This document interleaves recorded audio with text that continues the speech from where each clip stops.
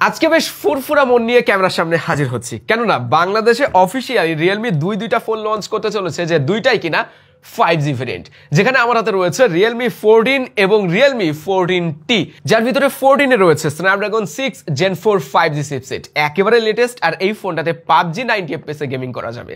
14T তে রয়েছে Dimensity 6300 5G chipset. দুইটা ফোনে কিন্তু IP69 এর রেটিংও রয়েছে। স্টোরেজ ভেরিয়েন্টে আমরা 14T পাবো 8 256 GB তে এবং 14 পাবো 12 256 GB তে। এই ভিডিওতে আনবক্সিং এন্ড ইমপ্রেশন দেওয়া হবে 12 তারিখে লঞ্চ ডেট, ওই দিন না হয় রিভিউটা আপলোড হয়ে যাবে ইনশাআল্লাহ। চলেন আগে 14T আনবক্সিং করা যাক। একটু ধৈর্য ধরেন, তারপরে না হয় 14টা আনবক্সিং করব। ও আরেকটা বিষয় আপনাদেরকে জানিয়ে রাখি, প্রি অর্ডার কিন্তু অলরেডি চলছে। তবে আপনারা যদি 15 থেকে 17 তারিখের ভিতরে প্রি অর্ডার করেন, তাহলে এই দুইটা ফোনের সাথে গিফট হিসাবে পাবেন Realme Buds T200 Lite। 14T box খুলতেই আমরা প্রথমে পাচ্ছি ম্যাটেরিয়াল। এর ভিতরে রয়েছে কেস থাকবে, কাগজপত্র এইগুলাই, হ্যাঁ সিম ইজেক্টর পিন, কাগজপত্র রয়েছে। তবে যে কেসটা আমরা পাচ্ছি এটা একটু প্রিমিয়াম, সিলিকন সফট দিছে, তবে সেমি ট্রান্সপারেন্ট। পিছনে ওই যে রিয়েলমির স্কোয়ার শেপের ক্যামেরা কাটআউট রয়েছে, আর এটা গ্রিপ দিচ্ছে হাতের ভিতরে, ভালোই লাগছে। এই জায়গাটায় আমরা ফোনটা পাচ্ছি, একটু পরে খুলে দেখবো। এখানে আমরা একটা চার্জার পাচ্ছি, সুপারহুক চার্জার 45 ওয়াটের, আর type A to C USB cable পাচ্ছি। রিয়েলমি 14T ডিজাইন দেখে অভ্যস্ত, তার মানে আমরা রিয়েলমির ফোনগুলোতে এরকম ডিজাইন এর আগে অনেক দেখেছি। তো এই ফোনটা দুইটা কালারে পাওয়া যাবে, লাইটনিং পার্পল আর অবসিডিয়ান ব্ল্যাক। আমাদের হাতেরটা এই লাইটনিং পার্পল। দেখে খুব একটা মোটা সোটা বা ভারী মনে হচ্ছে না, হালকা পাতলা ডিভাইস, মানে 196 গ্রাম ওয়েট আর 7.97 mm থিকনেস ফোনটার। কেন মোটা সোটা বললাম না, এই ফোনে কিন্তু 6000 mAh এর ব্যাটারি রয়েছে। পোর্টস বাটনে আমরা উপরের দিকে secondary speaker, noise cancelling mic পাচ্ছি এবং ক্যামেরা মডিউলে আরো একটা এক্সট্রা মাইক্রোফোন দেখতে পাচ্ছি। সিম কার্ড স্লট নিচে দেওয়া হয়েছে, টাইপ সি পোর্ট রয়েছে, তবে কোনো 3.5 mm অডিও পোর্ট দেখতে পেলাম না। চলেন দেখি স্লটটা কি দিছে তারা। এখানে আমরা হাইব্রিড স্লট পাচ্ছি, মানে দুইটা সিম অথবা একটা সিম একটা এসডি কার্ড ব্যবহার করা যাবে। এবার চলেন 14টা খুলে দেখা যাক, তারপরে না হয় 14T নিয়ে বিস্তারিত কথাবার্তা হবে। আমি জানি অনেকক্ষণ ধরে আপনারা এই ফোনটা দেখার জন্য বসে আছেন। বক্স খুলতেই একই রকম ম্যাটেরিয়াল, ভিতরে আমরা ওই তো কেস পাচ্ছি, কাগজপত্র পাচ্ছি।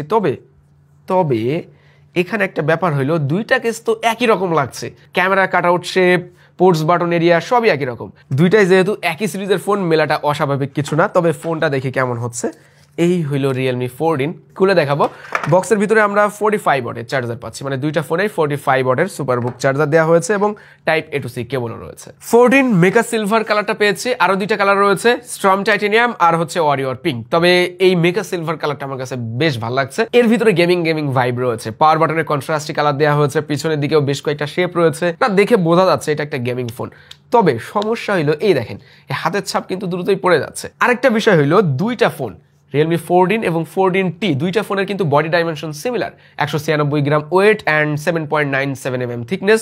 দুইটা ফোনে 6000 mAh এর ব্যাটারি দেওয়া হয়েছে। আপনি যদি এক্সটার্নাল ডিফারেন্স খুঁজেন, তাহলে কালার বাদ দিয়ে আর বাকি কোনো পার্থক্য খুঁজে পাবেন না। পোর্টস বাটন এরিয়া সবকিছু সিমিলার, শুধুমাত্র ইন্টারনাল ডিফারেন্স রয়েছে, যেমন ডিসপ্লে, ক্যামেরা এন্ড চিপসেটে আমরা মূল পার্থক্যগুলি দেখতে পাচ্ছি। দুইটা ফোনে আমরা ডিসপ্লে পাচ্ছি 6.67 ইঞ্চের 120 Hz অ্যামোলেড প্যানেল অ্যান্ড ব্রাইটনেসও সিমিলার, 2000 নিটস পিক ব্রাইটনেস দিতে পারে, 600 নিটস টিপিক্যাল ব্রাইটনেস। পার্থক্য হলো রিয়েলমি 14 এই ডিসপ্লে রিয়েলমি নাম দিছে স্পোর্টস ডিসপ্লে, যেখানে প্রো XDR ডিসপ্লেও তারা বলছে, মানে এই ডিসপ্লেতে HDR সাপোর্টেড রয়েছে, বাট 14T তে HDR সাপোর্টেড নাই। আমরা ইউটিউবে ভিডিও প্লেব্যাক করে দেখলাম, যেখানে 14 এ 4K রেজলিউশনের ভিডিও দেখা যায়, HDR কন্টেন্টও দেখা যাচ্ছে অ্যান্ড কালার রিপ্রোডাকশন ভালোই মনে হয়েছে, 16.7 মিলিয়ন কালার প্রডিউস করতে পারে। অ্যান্ড 14T তে দেখলাম সর্বোচ্চ 2K রেজলিউশনের ভিডিও দেখা যায়, এখানেও কালার টালার একই রকম মনে হয়েছে, বেশ পান্সি অ্যান্ড ভাইব্রেন্ট কালার প্রডিউস করতে পারে। এমনিতে ডিসপ্লে দুইটা ভালোই শার্প লেগেছে আমার কাছে। তবে 14T তে যেহেতু HDR নাই, তাই আমি ইউটিউবে HDR কন্টেন্ট এক্সপিরিয়েন্স করতে পারি নাই। ইন ডিসপ্লে ফিঙ্গারপ্রিন্ট ও পজিশন একই জায়গায় দুইটা ফোনে, আনলক স্পিড দুইটাই একই রকম মনে হয়েছে। এটাই অ্যানিমেশন দেয়, এটাতে অ্যানিমেশন দেয় না আনলক করার সময়, এছাড়া আর কোনো পার্থক্য দেখলাম না। তবে 14Tর চীন বেজের এরিয়াটা আপনি মেনে নিতে পারবেন, যেহেতু এটা প্রাইসটা অত বেশি হবে না, হয়তো বা মিড রেঞ্জের ভিতরে থাকবে। তো লোয়ার চেনটা একটু মোটা, এই জায়গাটায় চোখে লাগে। তাছাড়া ছোট্ট করে পাঞ্চল ক্যামেরা কাটআউটটাও দেখতে ভালো লাগছে। এমনিতেই চীন বেজেল এরিয়াটা নিয়ে খুব একটা সমস্যা হওয়ার কথা না। তবে 14 এটা তো আপার মিড রেঞ্জের একটা ফোন, এটার এই লোয়ার চিনটা কিছুটা হলেও কমানো উচিত ছিল, মানে সিমেট্রিক্যাল চিন বেজেল রাখলেও দেখতে হয়তো ভালো লাগতো। এটা সামনের দিক থেকে যদি এই দুইটা ফোন কেউ হাতে ধরে থাকে তো আপনি বুঝতেই পারবেন না কোনটা 14 আর কোনটা 14T। তাছাড়া এই দুইটা ফোনেই আবার যেহেতু IP69 এর ওয়াটার রেটিং রয়েছে, তার মানে আপনি দুইটা ফোনই পানির ভিতরে দিয়ে ছবি তুলতে পারবেন, ভিডিও করতে পারবেন। Realme 14 এ আমরা যে এসওসিটা দেখছি ব্যবহার হতে, স্ন্যাপড্রাগনের 6 Gen 4 একেবারে লেটেস্ট একটা এসওসি, দুই একদিন ব্যবহার করার পরে সঠিক পারফরমেন্সটা আমরা আসলে ভালোভাবে তুলে ধরতে পারবো। তো যেমনটা দেখলাম 6 Gen 4 এ কিন্তু 8টা কোর রয়েছে, যার ভিতরে 4টা ক্লাস্টার A520, 3টা Cortex A720 এন্ড প্রাইম যে কোরটা সেটা হলো Cortex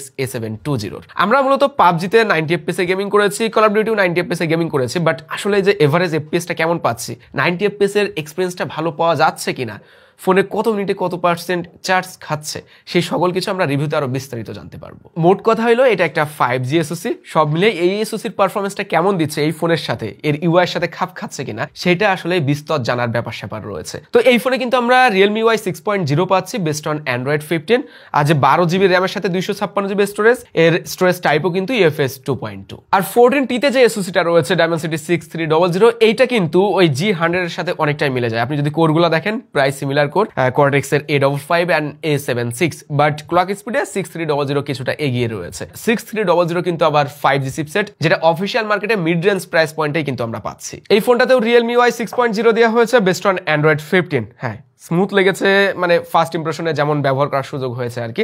আমরা এখন এই ফোনটাতে হেভি ইউজ করি নাই বা গেমিং টেমিং করার সুযোগ হয় নাই। ক্যামেরাতে দুইটা ফোনেই 50 মেগাপিক্সেল দেওয়া হয়েছে রিয়ারে, তবে 14 এ 50 মেগাপিক্সেলে ওআইএস রয়েছে, আর 14T তে 50 মেগাপিক্সেলে কোনো ওআইএস থাকছে না, সাথে 2 মেগাপিক্সেল আবার মোনোক্রোম ক্যামেরা দেওয়া হয়েছে, এমনটাই বলা হচ্ছে। সামনে কিন্তু আবার দুইটা ফোনেই 16 মেগাপিক্সেল সেলফি ক্যামেরা দেওয়া হয়েছে। দুইটা ফোনের ইমেজ স্যাম্পল আপনাদেরকে দেখিয়ে দিব, দেখলে পাশাপাশি দেখলেই বুঝতে পারবেন যে কোন ফোনে কেমন ছবি তুলে। পোর্ট্রেট মোডে, ল্যান্ডস্কেপ মোডে, লো লাইট বলেন বা ডে লাইটে কয়েকটা ছবি দেখতে পারবেন, যেখান থেকে আপনারা মোটামুটি একটা আইডিয়া পাবেন যে এই দুইটা ফোনে কেমন ছবি তুলতে পারে। তবে ফার্স্ট ইমপ্রেশনে আমার 14 এর পোর্ট্রেট মোডের ছবিগুলো কিন্তু দারুণ লেগেছে এবং এর লো লাইট পারফরমেন্সটা ভালো মনে হলো মোটামুটি। এছাড়াও 14 এ যেহেতু একটু পাওয়ারফুল এসওসি দেওয়া হয়েছে, যে কারণে এটাতে 4K 30 FPS এ ভিডিও শুট করা যায়, আর এইটাতে 1080p 30 FPS এ ভিডিও শুট করা যায় রিয়ার ক্যামেরা এন্ড ফ্রন্ট ক্যামেরাতেও। তবে দুইটা ফোনেই একটা জিনিস কিন্তু নাই, আলট্রা ওয়াইড। আমরা মিড রেঞ্জ, আপার মিড রেঞ্জের ফোনগুলোতে এখন অফিশিয়াল মার্কেটে আলট্রা ওয়াইড দেখতে পাচ্ছি। অন্তত 14 এ একটা আলট্রা ওয়াইড দরকার ছিল, কেননা আলট্রা ওয়াইড কিন্তু প্রয়োজন। যদিও এইগুলা ক্যামেরা কেন্দ্রিক ফোন না, তারপরেও একটা আলট্রা ওয়াইড দিলে খুব একটা অসুবিধা হতো বলে মনে হয় না। এখন এই দুইটা ফোনের ভিতরে সত্য বলতে গেলে আমি একটা আশার জায়গা পেয়েছি, সেটা হলো না 5G ফোন অন্তত আমরা অফিশিয়াল মার্কেটে তো পাচ্ছি এবার। আমার আগের ভিডিওগুলো আপনারা দেখলে বুঝতে পারবেন যে যতগুলো অফিশিয়াল মার্কেটে ফোন আমি রিভিউ করেছি, আমি এসওসি নিয়ে বারবার বলেছি, অনেকবার বলেছি যে ভাই 5G আমাদের দরকার, দেন দেন, না বললে তো আর আসবে না, দিতেই থাকবে কোম্পানি 4G ফোনগুলো। এখন আপনার কাছে এই দুইটা ফোনের প্রাইস কেমন হতে পারে অবশ্যই কমেন্ট করে জানাতে পারেন। আপনি কেমন আইডিয়া করছেন কোন ফোনের প্রাইস কেমন হতে পারে, কমেন্ট করে আপনার মতামত জানাবেন, এবং ফোন দুইটা আপনার কাছে কেমন মনে হলো সেগুলো জানাতে ভুলবেন না। পরবর্তীতে এই দুইটা ফোনের রিভিউ দেখার জন্য অবশ্যই আমাদের চ্যানেলটি সাবস্ক্রাইব করে রাখবেন, আর ভিডিওটি ভালো লাগলে লাইক করবেন, কমেন্ট করবেন। এই তো ছিল আজকের ভিডিও। সবাই ভালো থাকবেন, সুস্থ থাকবেন, আল্লাহ হাফেজ।